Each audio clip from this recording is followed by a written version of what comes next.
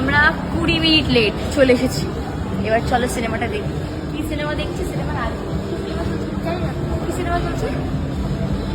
চলো চেক করতে। চলো চেক করি। টিকিট কেটে রেখে দিচ্ছে, সিনেমা নাম জানি না কি সিনেমা চলছে।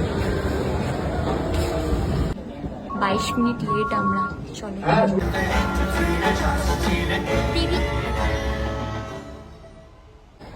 আর সিনেমা দেখতে গেলে এরকম পা তুলে আরাম করে বসে দেখতে হয়।